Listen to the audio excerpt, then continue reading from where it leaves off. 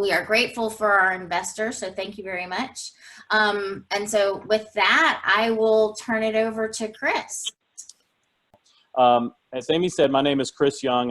If you can't tell by the accent, I'm a native Georgian. I'm from South Georgia originally, a little small town called Fitzgerald, about 180 miles south of here in Atlanta. I live in Marietta now, but I worked for the state of Georgia for a long period of time, and then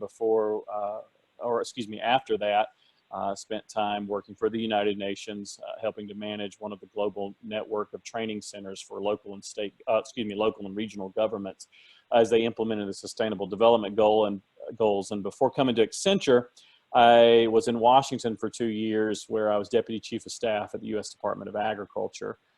And I'm glad I'm in Washington right now. I'm glad I'm at home in the red clay of Georgia. And I hope you and all of your families are doing well during this very strange and unprecedented time. And if COVID has directly affected you, my heart goes out to you. It's directly affected me and my family. So I hope that hope that for all of you, though, you're finding ways to enjoy the small pleasures that now we get to do, like walks in the afternoon or sitting on our porch. Or I don't know if you've been like me, but for the first time in a long time, I've actually noticed the birds in my neighborhood. And really, saw two cardinals out here the other day, and it mystified me, and I stared at them for probably 30 minutes, just watching them just fly and flitter around. So anyway, I hope you're well. So today, you could probably tell I'm a very colloquial speaker, and sometimes that gets me in trouble. I speak with the bark off, and we're going to talk about something today that I'll probably get myself in trouble as we go along, and that's the CARES Act and the various pieces of federal legislation, and then somehow how it directly touches workforce development and really what that means coming down the way.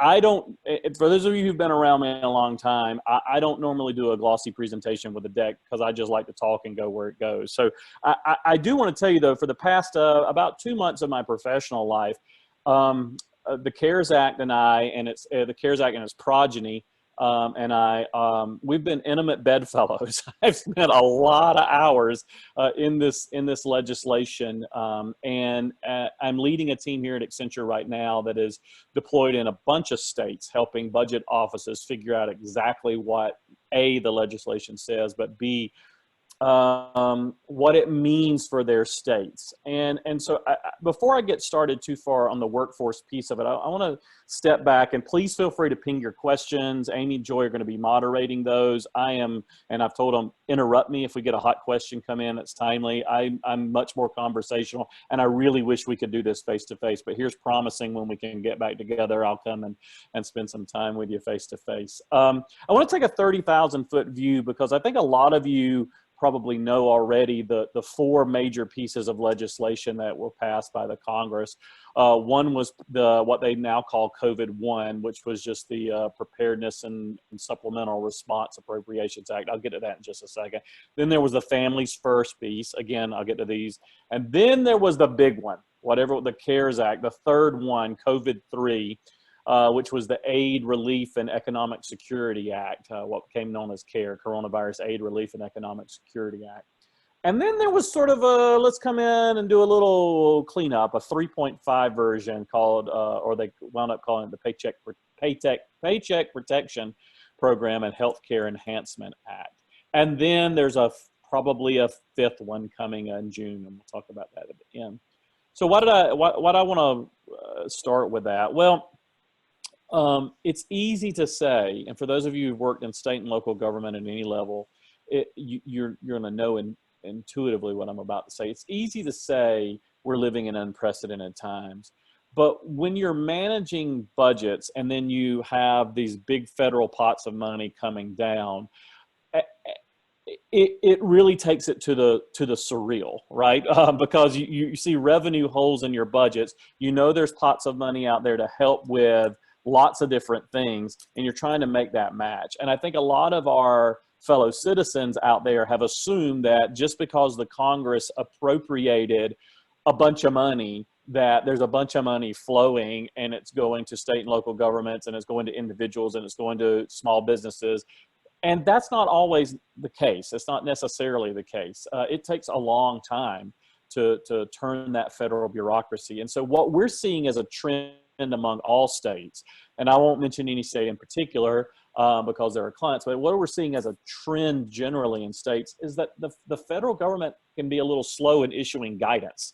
And so I'm sure that surprises you. I suspect if I could see all of your faces, the lips of the corners of your mouth are probably turning up. But here's the deal. When the CARES Act appropriated X number of billions of dollars to the Department of Education or Housing and Urban Development or Transport, those agencies then have to turn around and issue guidance in most of those instances pursuant to that appropriation. And what does that guidance mean? Well, they have to figure out, if the CARES Act didn't say, they have to figure out a formula by which that money gets dispersed. Is it population? Is it a pro rata share? You're going to use the census, or is it some existing statutory or regulatory formula, excuse me. And then that all takes time. And then they have to figure out what for lack of a better term, the accountability trail is going to be, the audit trail. How is the money going to be accounted for as we go forward? So all of that's got to be done, and it's got to be done quickly. And I just always like to step back and say, any of us, all of us, can certainly be critical of any of our leaders at local, state, or federal levels. And I understand it. I have hesitated to be critical of anybody for this reason, particularly civil servants. This never happened like this before. And so they're being asked to stand up mechanisms and procedures that there literally wasn't necessarily a big playbook for. And so a lot of folks, particularly at the civil service level, are doing the best that they can and doing it with the existential threat of losing their job because of furloughs or cutbacks. And so I do think that if you are one of those, or you have someone in your family, or if you know people, it's just to take a moment of grace and thank them, because it's a hard job right now. And it's really, I keep using the word unprecedented. I just can't think of anything like it before. And so that's going to continue. And I'll talk about why it will continue as we go forward in discussing the legislation. But the states, they're just asking the simple question: what can these CRFs, Corona Relief Funds, or COVID Relief Funds, whatever you want to call it, why can't we just use them? Why? The federal government has said you cannot use them necessarily in most instances to backfill existing expenditures or existing appropriations. So, in the state in which we live in, Georgia, we know that revenue was down in April, $1 billion. It's probably going to be down in May, barring a miracle. And the federal government has said, wait, you can't use these funds to backfill that budget. These are for specific things, for PPE, or for deploying National Guard, or for education to turn to distance learning, or for paycheck protection, those kinds of things. And so you've got states now trying to figure out, how do we disperse this money? But also at the same time, we got a big chunk of money that's missing in our FY20 budget. And we know what FY21 is going to look like, or we're forecasting what FY21 is going to look like. And then to add to all of that, the federal government is, every state government is on a different fiscal year cycle. We're used to, in Georgia, July 1 to June 30th. A lot of states do that. There are states who do an April to March fiscal year. There are states that follow the federal government and do an October to September. I think there are a couple of states that use a calendar year, and many municipal governments use a calendar year. So they go January 1 to 31 December. And so when the federal government appropriates these kinds of monies, it gets really squirrely, right? Because everyone's at a different place in their revenue picture.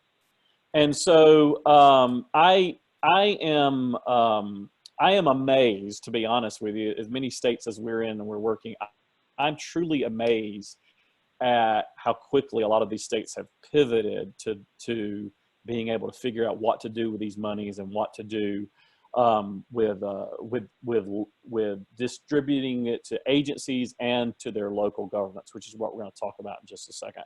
I do want to go ahead and address the big elephant probably in the room for a lot of people, and what's going to be in a Corona or a COVID for that could probably come out in late June.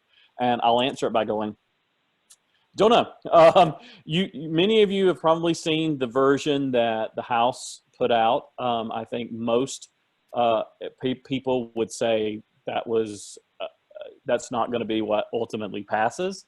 I think most people would probably say there's going to be a pretty hefty negotiation on that.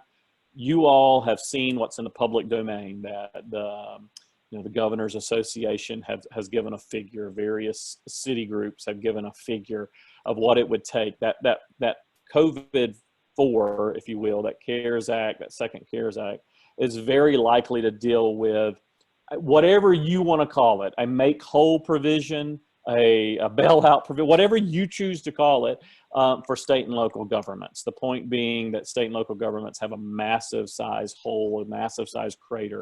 And in Georgia, where a lot of our revenue mix is more diverse, we may be in better competitive positions in some of our states to the north and south immediately who use sales tax as the major part of their, and don't have an income tax as the major part of their tax mix and revenue mix. And, you take a state like Florida where tourism is down sharply, and they're a sales tax based economy. And you can imagine what that would look like vis-a-vis a state like Georgia.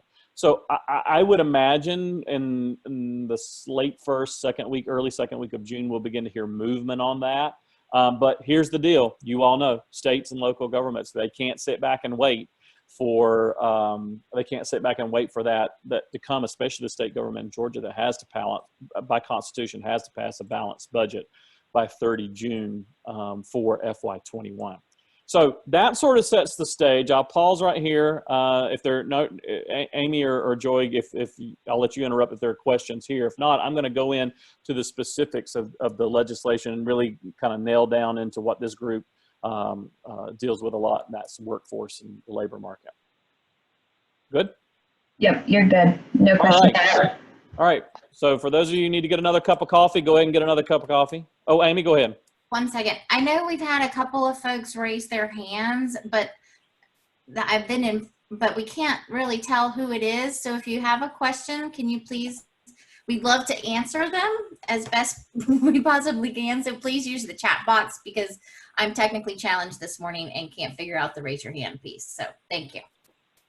They keep adding new things to this, and so I just raise my hand like this and hope someone sees me. I'm old-fashioned with that. Another thing so this is just us here, but another thing I've learned is people sometimes want to applaud during things. Well, that's difficult, and especially if not every line's muted, you begin to hear it. And so if you've never learned the sign language for applause, it's this, right?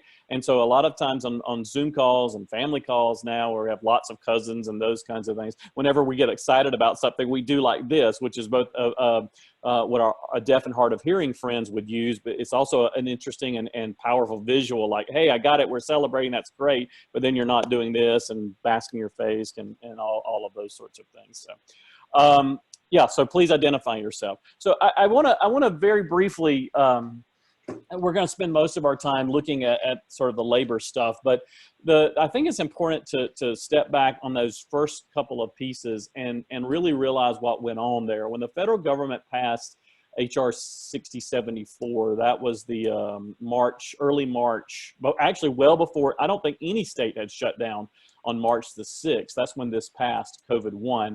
It was $8.3 billion. Now you think back at how much has been passed since then. It was $8.3 billion from emergency federal funds. And in that was some funds for developing a vaccine. There were some medical supplies. There were grants for health agencies. There were some small business loans. And there was actually money in there for assistance for foreign health systems. That's also where the first waivers came in for Medicare restrictions and telehealth requirements. So how far have we come since March the 6th? I mean, I don't know, don't raise your hand since Amy said that, but for me, I don't know if it felt like this for you. For me, March felt like 938 days long, and April and May felt like they went by just like this. I mean, I cannot believe we turned the calendar to June a week from Sunday. It's crazy like this, but that was what the federal government thought initially was needed on March the 6th, 2020. Then they came back 2 weeks later, or actually not quite 2 weeks later, on March the 18th, and that's when some places had begun to shut down. I personally went into quarantine on the evening of the 11th of March. And so it's been, you know, almost 2.5 months now.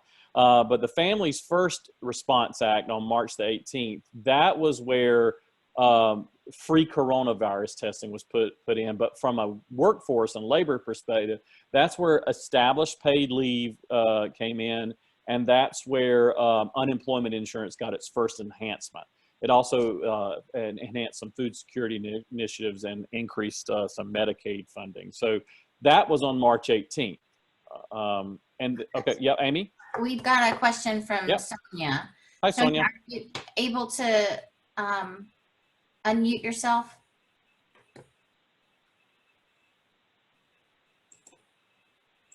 I can't hear you, Sonia, if you're asking a question. It looks like you're on mute. All right. Sonia, we'll come back to you. It seems like we're having a little technical difficulty, so you're still on mute, but we'll try. And if you want to type your question in, that's fine too. But we'll try to get you live in just a second. So then came the big kahunas in late March. So on March 6th, they passed that first little $8 billion. Then March the 18th, they came back with the second one. But by March 27th, it was like, we're in a situation here, right? And so that's where everyone's hair was on fire. And that's what was the CARES Act, COVID-3. And that was the $2 trillion. That was the one that if you qualified, every American got sent $1,200 with an income of $75K or less. That was the one that added $600 a week to unemployment benefits for 4 months. That was the one that gave $100 billion to hospitals and health providers. And that was the one that gave $500 billion in loans or investments to businesses and some to states and municipalities. That was also the one that for bigger businesses like airlines, passenger and cargo lines, things that were vital to national security, they gave money for. And then the final piece, and we're going to drill into the workforce part of it in just a second. And the final one, the HR 266, which came fully a month after the CARES Act, what people colloquially call COVID 3.5. That was where they dumped in another roughly $1/3 of $1 trillion for PPE, some additional grants for public health. I think it was about $75 billion. And then the bill also required that we have a national testing strategy. So that was in April, and there's been no additional appropriations or legislation passed since, although we expected in June. Now, yep, Amy? Perfect. I'm going to raise my hand. Yep, go ahead. I think Michael Shea, did you have a question that you wanted to ask? And hopefully you're able to unmute yourself.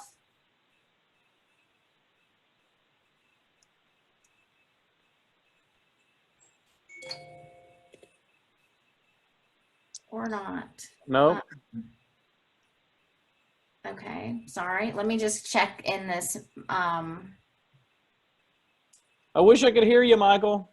Well, he does not have a question, so Oh, okay. I think we're just trying to figure out how it's okay. It's Friday. Keep going. I'm so sorry, Chris. Hey, it's Friday. Cheers, everybody. Yes. It's just water, I promise. And if you can, if we can't get them, if you have the wherewithal and are willing to type your question in, that would be fantastic. And we can come back at the end. It's 20 past now. I know we've got a lot of questions. I'll try to get through this very quickly so we can leave most time for questions and see if we can open up the line or something like that. So from a workforce point of view, the first CARES Act gave $20 million, and that was it for the SBA loan program to support loan subsidies. So again, I just want everyone to contextualize in their mind that just not even 3 months ago, less than 3 months ago, the initial federal response was $20 million for loan subsidies. That's it for small businesses and their employees. Now, that's not a criticism of the Congress. I don't know that there are definitely people, particularly probably pandemic specialists and epidemiologists, who probably could have figured out that we were going to have a domino kickoff and sort of not only a health contagion, but an economic contagion as well. But $20 million 2.5 months ago, it almost boggles the mind as where we were as to where we've come in such a quick period of time. And so when people do use the analogy, it's like spinning up for war.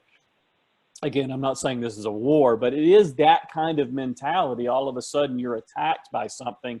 And in early days, you've got a fog around you and you don't know what you need and what you don't need. And then as you go along, you realize, hey, our initial response was not enough. Not that it was just inadequate. It just wasn't enough. We didn't realize what we were working on.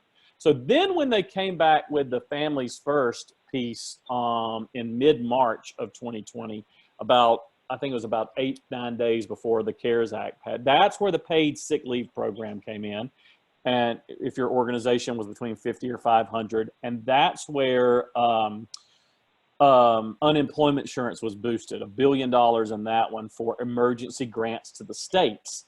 And that the funds for the states could be used for the administration of its unemployment compensation law. And it was given to the states on a ratio. And so again, it was two weeks after the first, or 12 days after the first passage, about a week and a half or a week prior to the CARES Act, it was just $1 billion in unemployment insurance, and there was nothing else really around the workforce. But then by late March, everyone was like, this ain't normal, right? We are living in unprecedented times. And that's where the cash rebates came in and the CARES Act. That's where certain employer exclusions for student loans came in. But that's where the Paycheck Protection Program came. And that was where the SBA 7A loan program was modified. And $350 billion was placed there by the Congress and signed into law by the president. That's also where the entrepreneurial development section of the act gave nearly $300 million in just SBA grants straight up, not just a loan program, but grants. And then additional monies for education and training. And then there was also some money for minority business centers that went on there. And so a lot of you probably know the Express maximum loan that would, you know, they increased that from $350K to $1 million. But some of you on this call may have experienced yourselves the difficulties in signing up for and having those monies flow down, which was a serious issue. Again, let me temper. You're not going to hear criticism from me. Let me temper with the reality that nobody had ever. There was no technology like this during the Great Depression, right? And if you look at the Great Recession and you study it, it took us a long time to go from near full employment to 8, 9, 10, even up to 11% unemployment, whatever state. It was in some cases a year, year and a half, 2 years. We went from historic full employment across most sectors of our economy and across most demographic groups to Great Depression era unemployment in 2 months.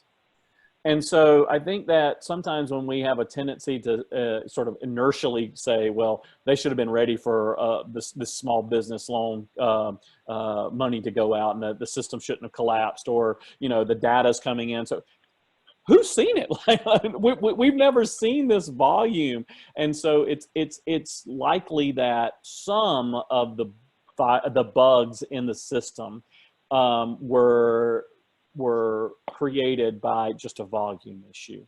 And I also want to stress here, we're in a unique time, and some of you are small business owners and some of you talk to folks in the workforce. We're in a really squirrely time as states are, including Georgia, opening up their doors for business again, because if you read the SBA provisions, the loan and grants, forgiveness of the loan is proportional to the number of employees that you retain during this period. And forgiveness decreases proportionally if wages and salaries are cut. So any resulting canceled indebtedness, it's tied into, and you got a time period to do that. So if your state is open and you choose to open your business and you've received an SBA loan, that SBA loan does not necessarily convert to a grant if during a certain period of time you choose to decrease wages and salaries and or decrease employees. So whatever you've gotten as part of the CARES Act, there's a proportionality to that, to what becomes a grant versus a loan. So if you're a small business owner and you're making decisions on when to open, how to open, who to bring on, how many people, and you received SBA money, you've got a calculus internally as to whether I want to keep this a loan and hedge my bets that my business comes back so I can repay this loan, or keep it going as is and have this convert to a grant, this paycheck protection to convert to a grant. Yeah, Amy, I'm sorry. So I read recently a headline, so forgive me if this is not accurate, but around those SBA loans / grants, that the banks are going to be selling those off to in the financial market. What does that mean for those small businesses? And Go ahead. Sorry. well, it's kind of like that just kind of muddies muddy water. But it seems like whoever buys those, if it is converted to a grant, then. Yeah. So I am, I don't want to seem like I'm punting on something, but I think you raise a very powerful point. I mean, so we know that loans get sold all the time, right? I just refinanced my home on April 30th, did it all virtually. I had to take my sheet up and do a Zoom call like this and hold it up so that the notary could see that it was me signing whatever it was. We recorded the Zoom call. I put it back in the stuff. I mailed it off on FedEx. I had my standard 3-day rescission period. I had my standard, the loan funded on the Friday after we did that on the Monday. And everything was virtual. And then, as expected, I get a note 2 days later from the originating loan company. Hey, we've sold your loan to blah, blah, blah, blah, blah, blah, blah. And we would expect that to happen here. Amy, I don't want to speculate on that too much because it's a real issue. It's a real issue. And it's one that I would assume policymakers are going to grapple with as they think about the next couple of pieces of legislation, is how, or if they don't, what the guidance that would come out from SBA, what it would look like on that. I have no idea how that'll work. I don't even want to speculate, and I'm not in financial services, and so that would get really above my pay grade. But I think you raise a really good point, and I tell you what we'll do. Make you promise here is if we see guidance come out to that effect. From our hub team that's working on all of this across the United States for Accenture, through Gina, we'll make sure you get it and you can distribute it out. Is that fair? Yep. All right. We have another question, unless I've got another question. Please. This is from Rob LeBeau, who says, what happened to AWA Rawa that was introduced in the House a few weeks ago, and how does it relate to HEROES? What is the likelihood of these passing in the Senate? Yeah, the additional $3 trillion act that was introduced in the House. Yeah. So, I mean, so how can I say this diplomatic? All right, let's do poli-sci 101 with everybody. I think everyone probably figures out this. Most legislation that goes between the House and the Senate, they stake out positions. They're opening salvos on things like this, particularly on spending bills, which have to originate in the House to begin with. Spending and tax bills have to originate there to begin with. And so I view it, me personally, I view what the House did as an opening position, as an opening ante. If we were playing poker, here's what we put. But let's just be honest with one another. A final bill is likely to be exactly like the previous one, a tripartite negotiation between the administration, the House, and the Senate in some way, shape, or form. What it will look like, I would only say that my gut tells me, this is just, again, Chris talking, this is not me for my employer, this is not official, this is just me as an informed citizen.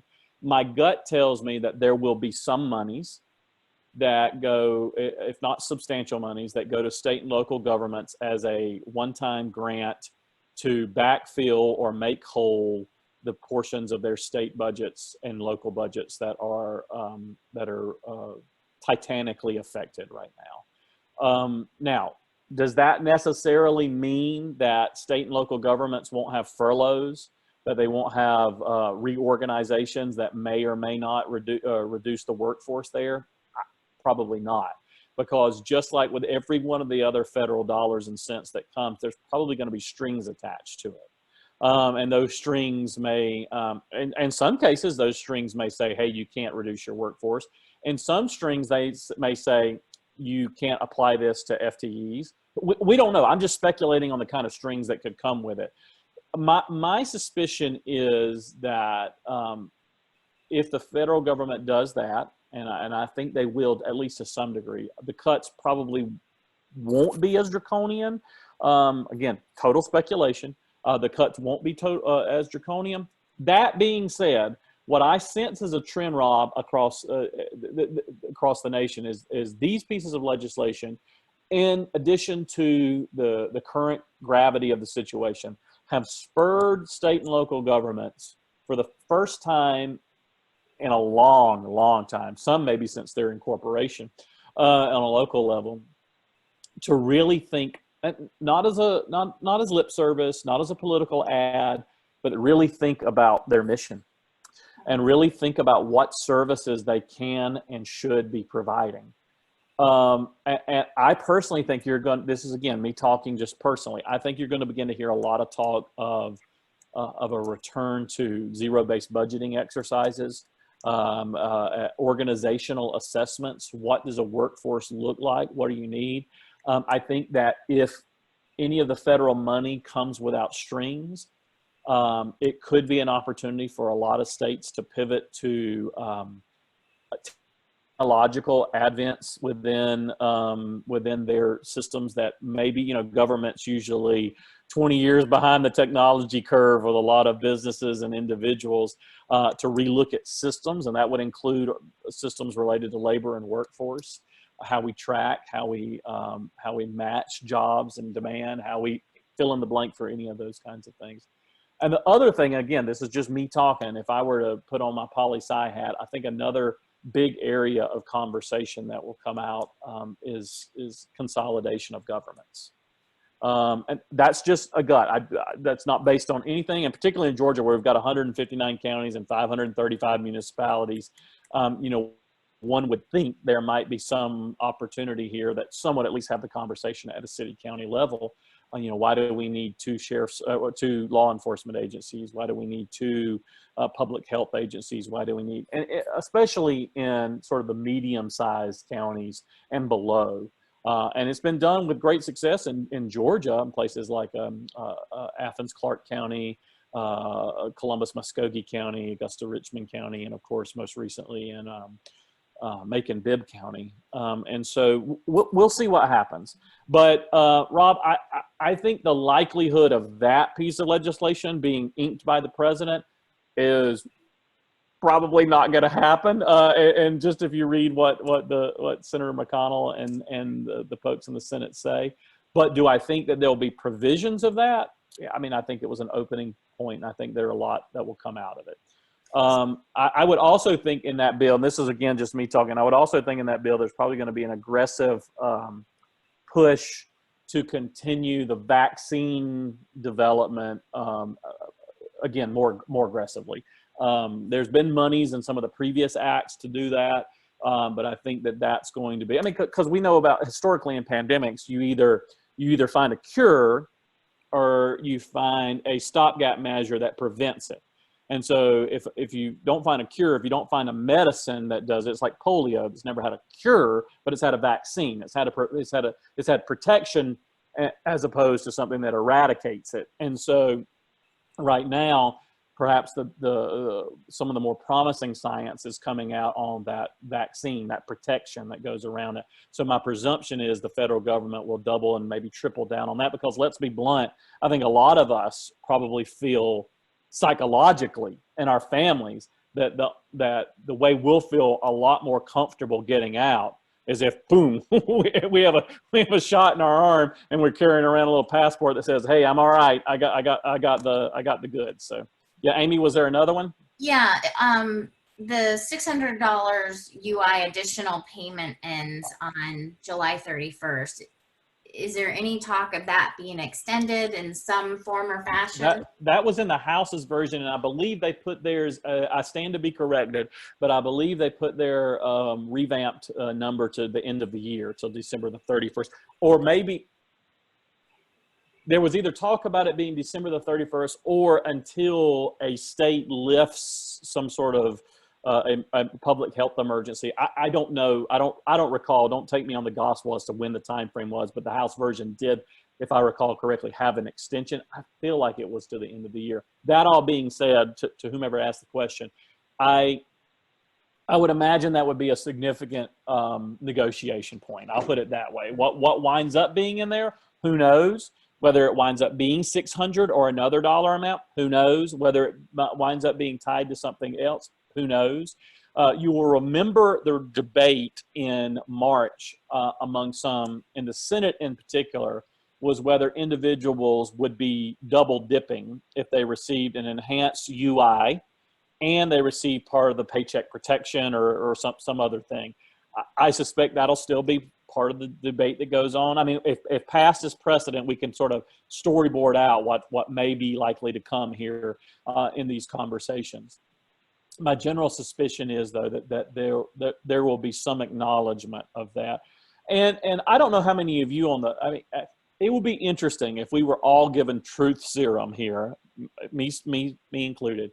When all this started in March, did most of us expect a true V-shaped recovery? Like we're gonna have a really horrible end of March, beginning of April. But then once this sort of peters out and everyone gets back to normal, we'll just go whoop, and people will go back to hotels and restaurants, and you begin to think, all right, we've got record unemployment. There's still a lot of people working. Where are people not working? In a lot of the service industries, right? I mean, particularly those hospitality service industries that we're talking about. And I think everyone now is sort of realizing that the recovery may be more like, the analogy I've heard in the media now is like a Nike swoosh, right? Where it's where we did this really deep curve, and now we're just going to slowly, gradually go up. So Yep, where are we in the curve? Yeah. Where are we in the curve? So that's that's a dangerous question to prognosticate on. Here's my gut on that. I really do feel for our public officials that are having to make really tough decisions. They all signed up to make tough decisions, but God bless them. This is unprecedented, and it's crazy. And they are weighing some really heavy things about public health and about our economic health and our viability in the near, medium, and long term. And also that latter one also has a direct effect on our health and our mental health and our physical health, our ability to provide for our families, our ability to have nutritious food. It's hard, y'all. It's hard. And there are times where I myself, I'm like, oh gosh, I wish I were back in government, because this is the time that you really feel like you're contributing. But there are other times where I'm glad to let y'all do it, and I'm praying for you. Amy, to answer your question, where we think, I don't know. I think it's not, the easiest way for me to answer is I don't think it's uniform. I don't think the nation, and even within a state, it's uniform, right? I think we can look at it and tell that New York right now is different than Georgia, is different than Wyoming. But I saw an interesting statistic yesterday, or day before yesterday, that I forget what the name of the hotel association across the United States. They were putting out the week over week and year over year occupancy rate in hotels. And the lowest hotel occupancy rate in the nation was in Oahu, Hawaii, at 12%, which stands to reason, right? Hawaii's really kind of closed its borders, if you will, such that the state can, and tourism would be main for them. But a city like New York, not this week, but it's a 1 week lag indicator. Last week, New York had, I believe the number was 42% of its hotel rooms full. And so when you stop and kind of go into that, and it could be full with first responders and doctors and nurses going up there, but it's still full. And so sometimes it's hard to get a complete picture of what's going on here. I personally think that I feel like we've come out of the deepest trough. And some of the lagging indicators like employment, that'll continue to be problematic for a long period of time, but the mega numbers will tend to be problematic for a little bit of time. I tend to think we're probably just kind of up at that coming out of the trough period. But y'all, this is sensitive, right? If there's a second wave of this that comes in the fall, if there's a third wave of this that comes in the winter, we're fragile right now. And so I think that everyone has to realize that. But I wouldn't stake my professional or personal reputation on where we are on the curve. I'll leave that to the very smart economic experts. One thing about the hotels in New York, they're actually housing family members of those that have tested positive, and the family member stays in the house or the apartment, and then the non-positive family members are, isolating in the hotel. So I know that there's a lot of that happening there, which might lead to the 42% occupancy rate. Well, and that's a beautiful program, and I'm glad those hotel rooms are going to use. But it's, to me, these next few weeks are going to be the telltale for our national economy. And again, I'm just speaking as private citizen here who follows the news. Connecticut, I think, was the last state this week who did some sort of partial reopening. So at this point, all states in the union have opened to some degree, some more aggressively than others, some are just beginning that journey. And we do know, science has told us there's a 2-week sort of lag on, that can be a 2-week lag between infection and showing symptoms. There's a latency period here. And so, I think as we begin to see the numbers come out of Memorial Day and it's sort of maybe pegged to like Flag Day in the middle of June on the 14th and see where we are along that period of time. I will say, I think we're probably, all of us are in this boat. There's a little bit of, most folks, sometimes in the media we see the extremes, but most folks have been really good during this period of time. And I mean that like compliant with what public health officials have said needed to happen to flatten the curve. They've stayed inside, they've socially distanced, they've only gone out if their job was essential and they needed to work. They haven't done those kinds of things. But there's also this part of us where there's a little cabin fever going on, right? And in Georgia, we've been a little bit fortunate that spring, at least the last half of spring, has been cooler than normal, right? And so we've, I don't know, I woke up earlier this week, I stepped outside on Tuesday, and I thought, what, is this February or March? But as it continues to get into summer, and we got this weekend's a traditional grilling weekend and get out, it's going to be interesting to see how people's behaviors change over time, and whether the virus flares back up in places or not. I don't know. I tend to think we're in this for the long haul. That's just agreed. Yeah. So we've got about 15 minutes left. We do have a question. Yeah. Kevin Shea, Kevin Shea from Hi, Kevin. says hello. Good to see you, Chris. He wants to know any feel for whether EDA will receive any funds in the next bill, looking for $2 billion. Also, any idea of whether 501c6s will be approved for PP? Just putting a money there, amount there, right? I don't have a feel on that. I know that there are,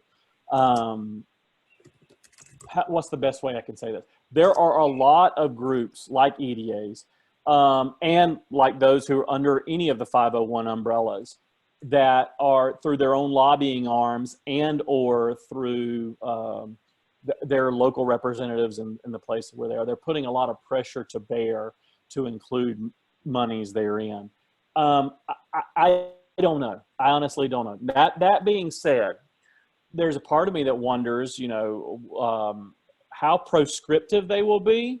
And will there be an opportunity for them to, you know, take some of the strings off of dollars and cents that they send to local and state governments and say, put it where the need is great in your community?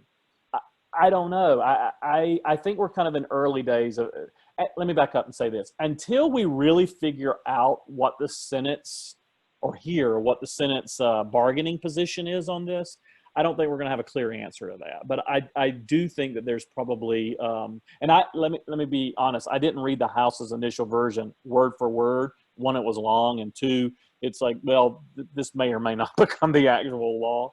But I tell you what, Kevin, we will make note of that and do the same thing I told Amy earlier. Is if we hear anything, we'll pass it along to you through Gina out to the group. You got my word. Other questions, Amy? Oh, you're on mute, Amy, if you were talking. Thank you. Sorry. I think we've caught up on questions. Unless anybody wants to raise their hand or unmute themselves. The one question that I have, though, that I would like to ask is around, Georgia is not considering raising taxes as a way to fill our gap, even though they've recently implemented tax cuts. Are other states that you're working with or not working with looking at actually raising taxes in order to fill this mammoth hole that they have in their budget now? So we are tracking what states are announcing as it relates to two things. One, the size of their budget hole when they're being honest. Oh, that was wrong to say. Forgive me. I don't mean they're being honest about the numbers, but when they actually are, the number is such a moving target right now because revenue, the way revenue is accounted for, and I really want to press pause right here and to Amy's question. Here is one of the really tough things about where we stand from a revenue perspective. I can't remember if this was I think this was a federal action that the president took unilaterally. When they moved the federal tax deadline from April 15th to July 15th, I want you to stop and think about the havoc that caused in accounting and state budgets, because states followed suit, including Georgia. Most people who know they're going to have to write a check to the IRS or to the State Department of Revenue, they're going to wait to April the 14th or 15th to write that check and postmark it. They're not going to do it in February. They're not going to do it in March. They're not even going to do it in early April. They're going to do it at the very last point. So there is a big stack of income. Nobody knows exactly until it gets reported. There's a big stack of income that is rightly owed to the Georgia Department of Revenue and all other states that have an income tax, that because of that delay, they won't realize until probably July 15th, because that's where the deadline went. Well, let me pause and say how that, you talk about ways of revenue enhancement. Everyone think for a minute. The General Assembly of Georgia appropriated those monies in in April of 2019. And the governor signed that bill in April of 2019, predicated on collections that would come in April. So that was FY19. For FY20, and now the monies aren't going to be collected until 15 days into FY21. So you're talking about a long cycle here that happened. And so when I keep saying the revenue picture is murky in a lot of states, it's not just murky because people are out of work or people aren't buying. Those are certainly factors. It's also murky because the taxes that John and Jane Citizen would have paid anyway aren't going to come in the fiscal year to which they were appropriated. Yet they still have to close the books on 30 June with a balanced budget. And so you got all this going around. We do, so one, we're monitoring what the actual literal fiscal situation is of the state when they're announcing, we're calling on our state, our agencies to do X% cutback or to do X furlough plan or to do whatever. We're just looking at that holistically. We don't have a point of view on that. We're looking at it. We're also looking at if states intend to do any revenue enhancements. And I think, Amy, what we've seen, the posture of a lot of states is a wait and see approach on two regards. one, they just don't have a clear picture of their revenue vis-a-vis what I just said. But two, they're waiting to see what the federal government does. And if there is that make whole provision that comes out in federal legislation where to a certain amount, states and local governments will be given a backfill provision in their budget so they don't have to, so they continue to provide services and don't make draconian decisions. You all can read in the media, you all have probably seen there have been discussions in this and other states about raising the tobacco tax. There have been discussions in this and other states about gambling and lotteries or more organized gambling. There's been discussion in this and other states about user fees for other. I think people are always going to talk about those things. This is, again, just me talking. What will come out of it? Who knows? No clue. And I don't tend to offer a prognostication on it because I think nobody really knows what the revenue picture is right now. Nobody has a really good idea.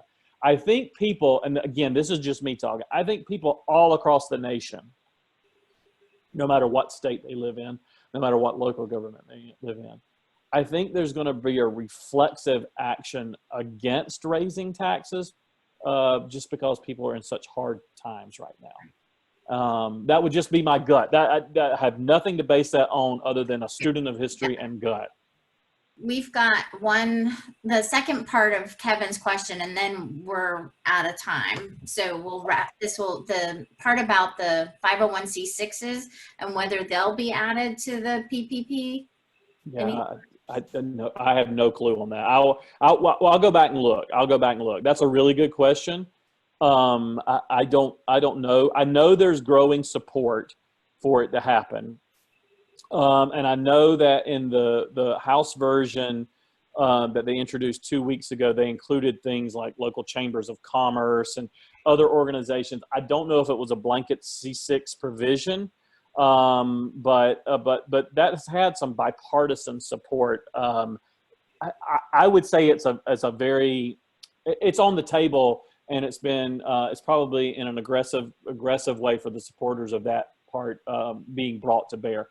I have no idea though, because I mean, again, until the administration weighs in with the Senate, then the House is just an opening salvo, and something's going to come out. There's going to be a Venn diagram of what they all want.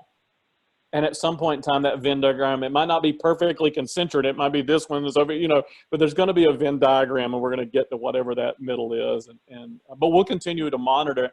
And if you want, through Gina, we'll give updates as we hear more on that. It's a really good question.